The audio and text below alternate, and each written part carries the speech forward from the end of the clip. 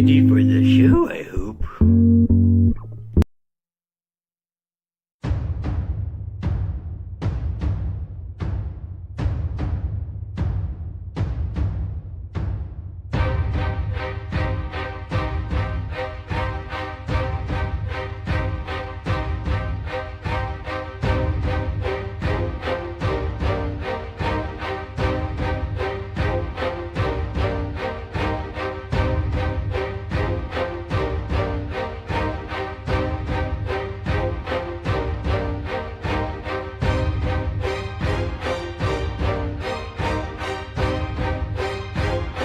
Going on, dudes and dudettes? So pretty busy weekend. Let's get into it real quick. So USC on Friday night beat Washington State 39-36. J. Tufele, he had the blocked field goal attempt right there at the end with a minute left against Washington State. It was pretty awesome. He ended up winning Special Teams of the Week for the Pac-12, which is really cool. And yeah, there was a lot of cool shots, a lot of great plays from wide receivers. They're finally connecting really well with the young guy, JT Daniels.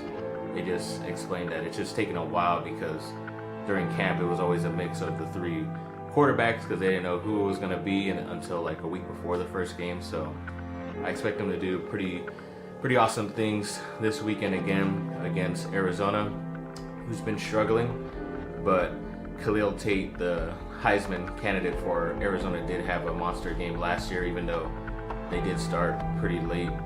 Like they started getting going pretty late against USC, and USC had a pretty big lead. But I mean, that guy is dangerous no matter which way you look at it, and hopefully they don't just come out all on fire because it's at Arizona, so that should be very interesting. And then LeBron and the new young core Lakers, it's pretty cool to see him with Lonzo, Brandon Ingram, and Kyle Kuzma right there. Can't wait for the season to get started pretty soon.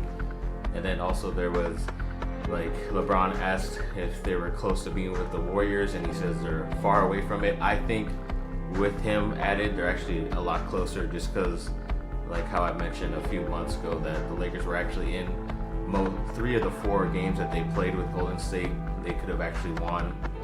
So with someone like a LeBron James, he should be able to win those games, at least during the regular season. Playoffs, it's a whole different story, so we'll see.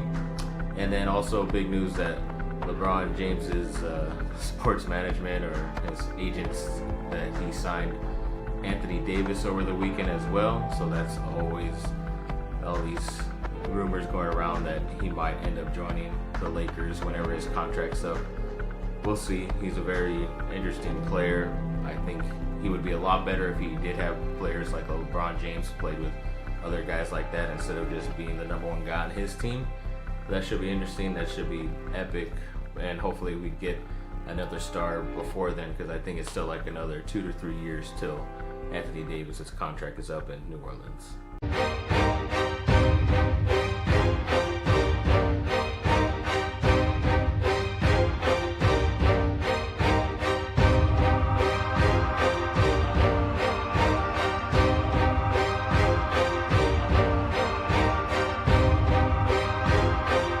More USC basketball news. So they did sign another 2019 prospect coming out of high school, a point guard, Sturdivant. Should be a good guy. I mean, if you're rated a 4-star, he should have a lot of talent, especially when it's basketball related. So hopefully he does well. It's a loaded class coming in for the Trojans next year, the following year. So that'll be pretty cool to see once they're all there. Then after the Chargers lost yesterday to the LA Rams, the fight for LA, as they said, but really wasn't that much of a fight. But we did find out more news that Joey Bosa will be out until October at some time. He will return, so we'll monitor that. Hopefully it's not any bit longer. And then the Cleveland Browns did sign DeJuan Hines, a linebacker, who made it back to the practice squad after the Chargers waived him. And, well, I don't know what my dog is looking at out there, but yes, so the Cleveland Browns signed him out of the practice squad, so he's now on their active roster. I don't know if the Chargers get anything back, whether it's a pick or something. There should be something if you sign someone else's practice squad player. In my opinion, I don't think you should just be able to take them because they are basically considered part of the team, and the Chargers are paying them with a salary, or even hourly, even they're getting money from the Chargers. So I don't know, there's still no news on that, whether they're getting anything in return or not. But then the Chargers did make another move at running back. They let go of Detrez Newsome as a running back position and re-signed Justin Jackson off the practice squad, who was their 7th round pick this last year in the draft. I'm assuming they didn't put any news whether he was injured or something had happened with Newsome, why they had to waive him, but maybe they just want to see what Justin Jackson can provide, and since he was on the practice squad, maybe they just basically swap spots if Newsome clears waivers. So we'll see how that goes. It's pretty interesting. A little bit of tidbit news for the Chargers, who were pretty lackluster yesterday against the LA Rams.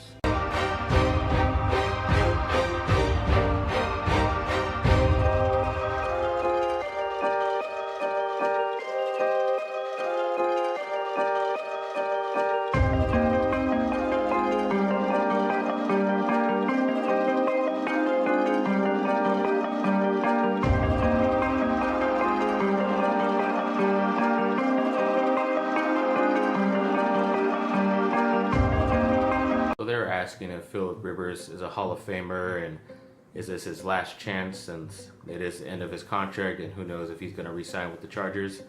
In my opinion, I hope he doesn't, but we'll see how this goes. I know he wants to play until the new opening of the stadium, which is another 2 years. I just hope it doesn't end up with that. But there was a stat too that since a certain year, past like 10 years, I think he has the most passing yards and all this stuff compared to any AFC quarterback. But that's also Peyton Manning did retire, so obviously his numbers aren't there, even though it is compared to Tom Brady, who's still playing. But I mean, ever since those 10 years, probably he's only made the playoffs 3 out of 7 times, maybe 2 out of 8 times, which is pretty unnerving since in the beginning, or more towards the beginning of his career, he was in the playoffs just because they had better teams. But when the teams were more focused on him, then yes, he did get his numbers, but they were never able to win and go very far into the playoffs, usually past the wild card or maybe the second round. But that's really it. Only one AFC championship under his belt. So I don't know, he could be a Hall of Famer, but if Dan Marino could get in there, and yeah, he went pretty far, had a lot of stats and everything, kind of like the same type of career, then he should be able to make it. It's just gonna see how many more stats he can get, and hopefully none of these other guys, because all they do in the NFL now is just throw. So pretty sure even some of Phillip Rivers' stats are gonna be passed one day in the near future. And then USC volleyball went 2-0 last week, which is really cool. The women's soccer team won again, which is really awesome. And then the men's water polo went 1-0 as well. They got another game under the belt. So it's awesome. A lot of good USC teams doing really well, other than the football that's hopefully finally back on track, and hopefully gonna get another victory coming up at Arizona. So thanks for watching, people. Oh, and the Chargers play San Francisco, which is my mom's team, and it just sucks for them, for Jimmy Garoppolo, that he's out for the whole entire season, because not only is it his ACL, but it could be his MCL as well that's injured. And it sucks too for me because I had him on my fantasy team, and yes, he's been pretty lackluster so far, but I was gonna ride with him the whole entire way, and it's just too bad. It was a weird hit that he had, and somehow it messed up and tore his ACL, which is pretty crazy. I thought it was his head, but oh well. It's gonna be another year till we get to see the Jimmy Garoppolo show, which means it should be an easy victory for the Chargers this weekend, but we'll see. CJ Beathard did play pretty well last year at times for the 49ers. So thanks for watching, people. Like and subscribe, comment down below, let me know what y'all think, and have a great rest of your day.